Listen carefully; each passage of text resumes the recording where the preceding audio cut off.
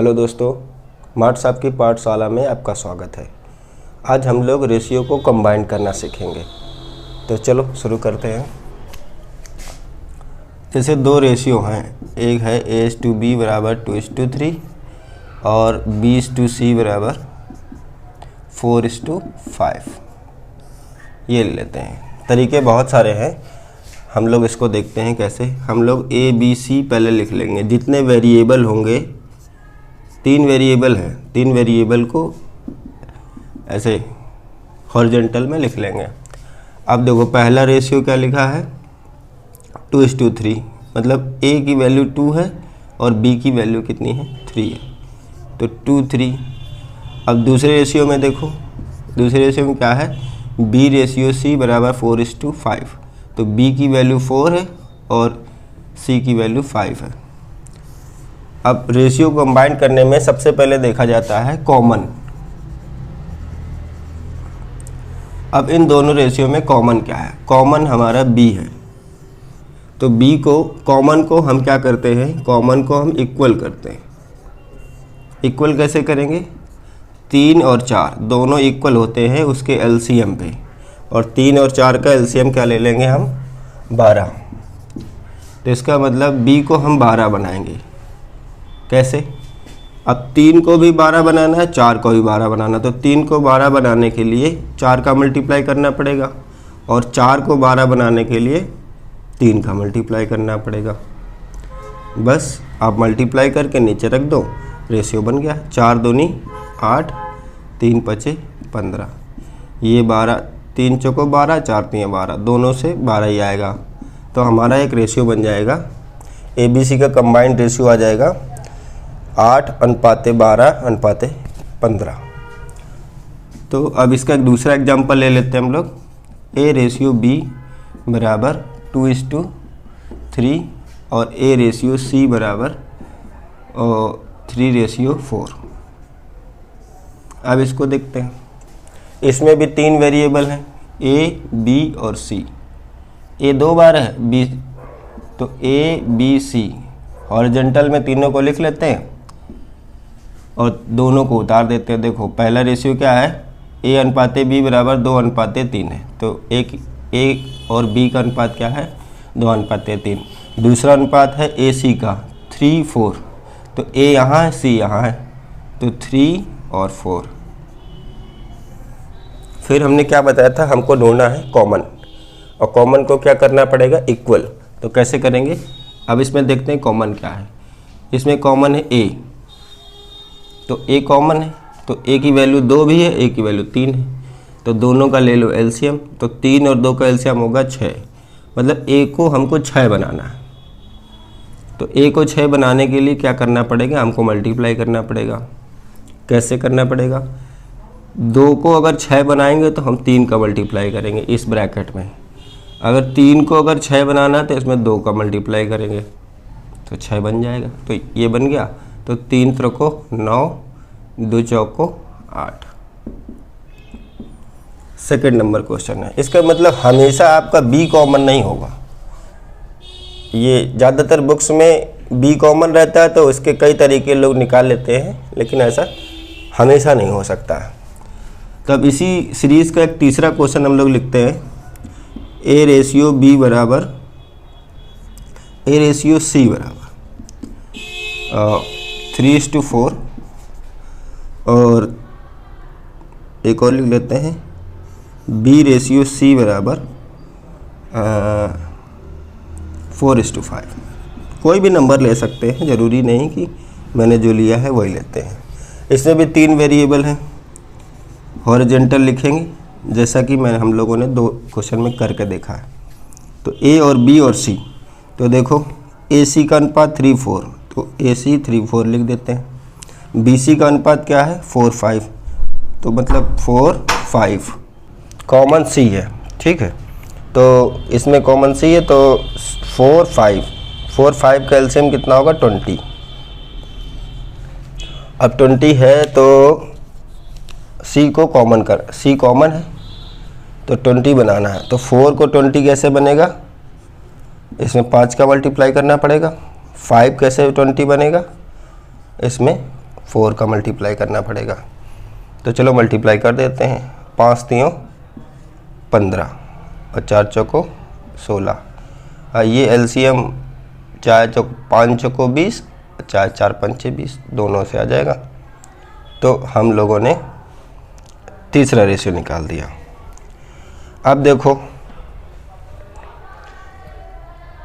तो हमने 3 क्वेश्चन में हमने एक चीज़ सीखी है कि ये ज़रूरी नहीं है कि बी कॉमन ही रहे हमेशा। ए भी कॉमन हो सकता है, बी भी कॉमन हो सकता है, सी भी कॉमन हो सकता है। तो ये प्रॉब्लम आपको ज़्यादातर देखने को मिलती है, क्योंकि तीर का एक तरीका होता है, तो तीर का तरीका बी कॉमन में ही तीर का तरीका लगता है, अब बाकी वो भूल जाता है तीर का तरीका। अब हम लोग नंबर बदल के, एक इसमें एक पॉइंट और बताना था, हम इसका नंबर बदल लेते हैं पहले। चलिए,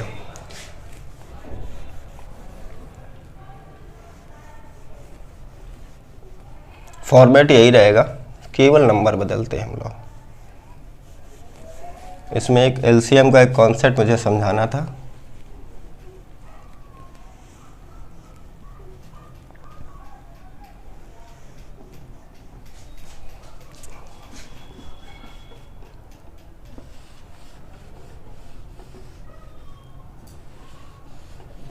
ठीक है,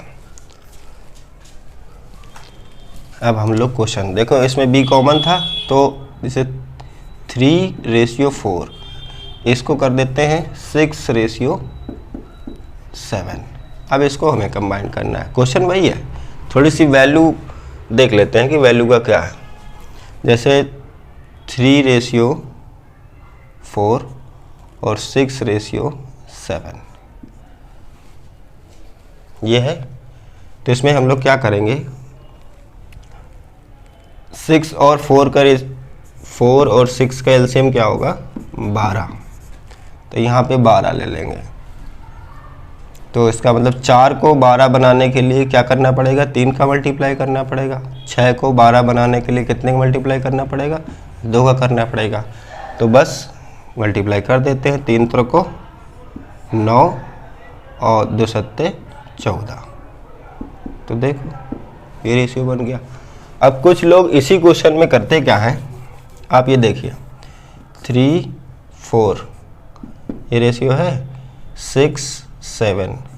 इसमें कुछ लोग करते हैं क्रॉस मल्टीप्लाई कर देते हैं, मतलब 6 का मल्टीप्लाई यहाँ, 4 का मल्टीप्लाई यहाँ। गलत नहीं है, लेकिन आपका कैलकुलेशन बढ़ जाएगा। तो चलो इसमें कर लेते हैं। 6 3 18, 6 चौका 24, चाहे 4 छंग 24 कर दो, चाहे 6 चौको 24 कर दो, 4 7 28। अब देखो ये रेशियो नहीं बनेगा, इसको फिर से काटना पड़ेगा।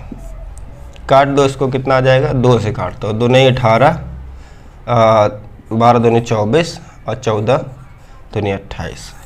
रेशियो वही आएगा, लेकिन क्या हुआ कि जो मल्टीप्लाई 3 और 2 से करना था, हमने 6 और 4 से कर दिया।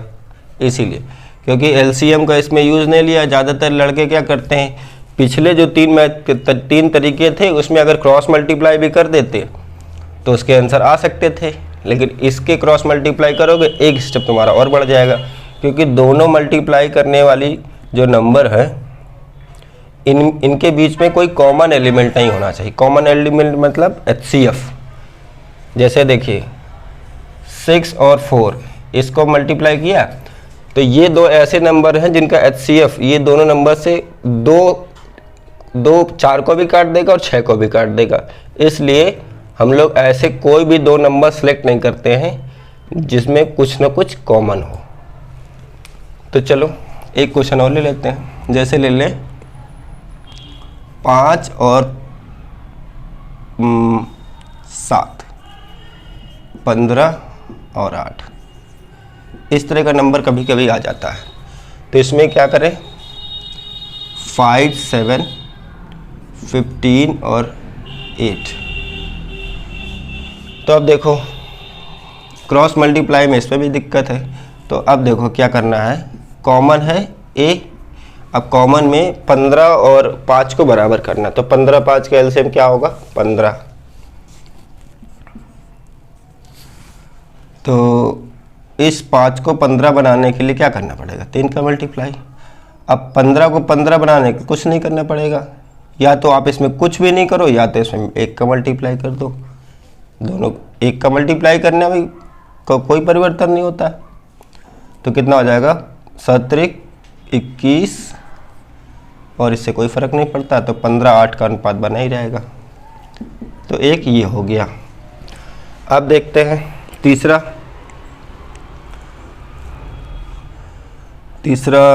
कोई भी नंबर ले लेते हैं, 12 और 17 नहीं लेते हैं, 6 और 7 ले लेते हैं। इसको ले लें 5 और 14। ये तो बिल्कुल उसी तरह का हो गया। तो कैसे करेंगे, 6 और C की वैल्यू कितनी है, 7। पहला रेशियो लिख लिया। दूसरा रेशियो B और C, मतलब 15 और 14, 5 और 14। फिर इसमें सेम है, तो ये दोनों इनको बराबर करना है। तो बराबर करना ज़रूरी थोड़ी नहीं, क्रॉस मल्टीप्लाई कर लो।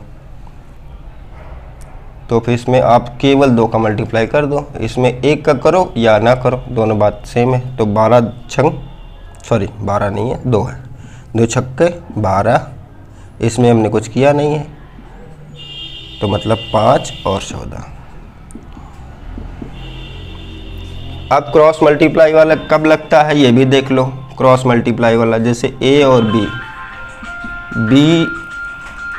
B का अगर देखते हैं 5:6 और B और C का अनुपात है 7:9। मैं क्रॉस मल्टीप्लाई वाला तरीका बता रहा हूँ। तो ऐसे ही तीनों वेरिएबल्स को हम लोग एक लाइन पे लिख लेंगे हॉरिजॉन्टल। इसको लिख लेते हैं 5 6 और 7 9।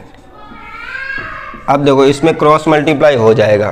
क्रॉस मल्टीप्लाई का मतलब इसमें क्या करेंगे, 7 का मल्टीप्लाई यहाँ कर दो, 6 का मल्टीप्लाई यहाँ कर दो, क्रॉस मल्टीप्लाई हो जाएगा।